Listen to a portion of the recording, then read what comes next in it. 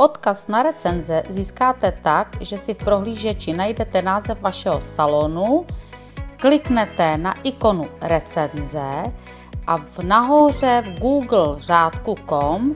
si skopírujete tuto adresu, poté si v dalším prohlížeči zadáte 1url.cz,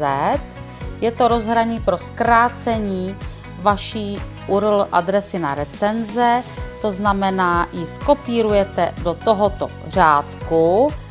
zmáčknete příkaz zkrátit, tím se vám zkrátí vlastně URL adresa na vaše recenze a tuto adresu vložíte do apky, a to tak, že půjdete na můj profil,